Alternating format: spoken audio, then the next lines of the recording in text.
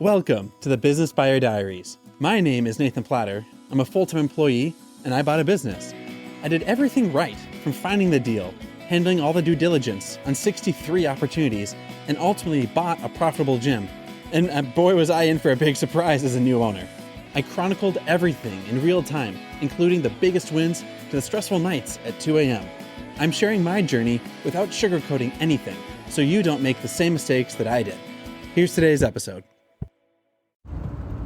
Good morning, good morning, good morning. All right, so happy Wednesday. Wednesday it is.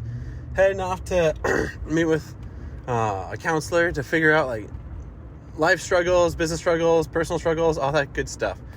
It definitely helps having longevity with the same person because they have a lot more context than just getting random counsel from some random person. And that's invaluable. And yesterday I talked with a former franchisee rather. It's like, hey, I'm struggling. Here's where I'm at. Here's where I think I'm going. I don't know how to make decisions here. Like, cards on the table. Here's the present. Here's the past. What are my options here? And having context is so valuable. A lot of times people go to friends or family, or people say, hey, I'm struggling at work. I'm struggling at, starting up this business. And they're asking people that have emotional context but don't have the tactical context.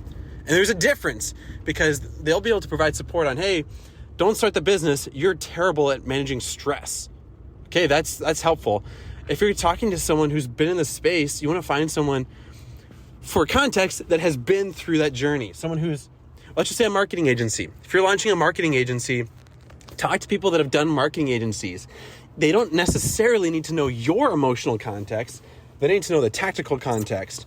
Yeah, finding your first 5 clients is hard because you don't have testimonials. You don't know the lingo of the niche you're trying to serve. You don't know how to run the ads yourself, and you don't know how to hire someone because you haven't hired someone before. They know the tactical struggles that will sink you.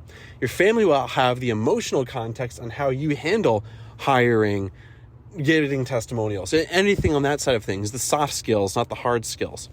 And so I've been aiming to work with more folks that have the tactical context, not the emotional context. So I don't know if it's the right call or not, but I'm not going to be reaching out to corporate for help in my current predicament because for better or worse, they have their best interest at heart. They don't have my best interest at heart.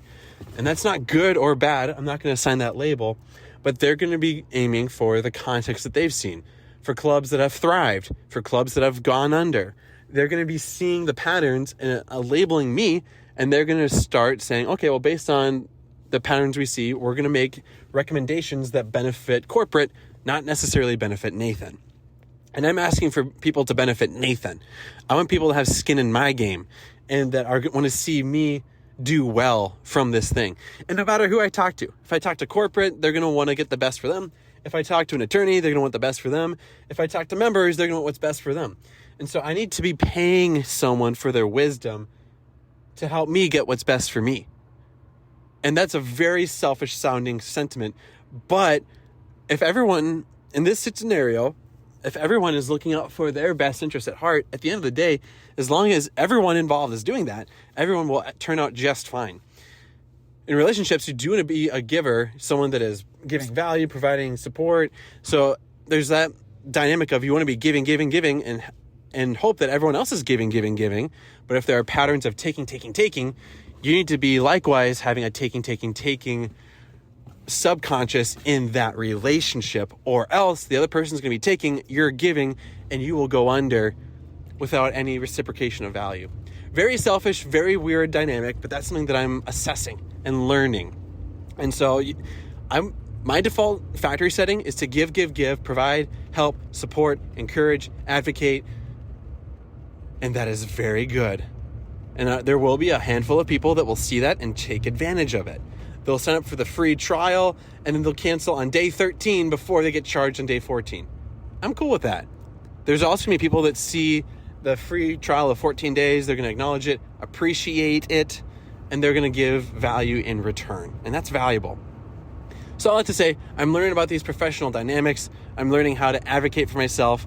I'm learning how to provide support and yet also look out for personal interests along the way.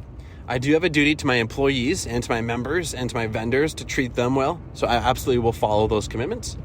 Along the way, though, if I see the writing on the wall that something has to change, I need to make a decision that benefits myself and my interests at heart.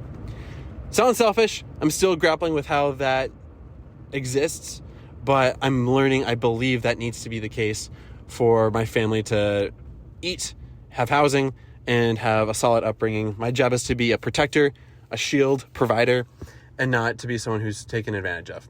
That's where we're at. That's where we're going. Let's rock and roll.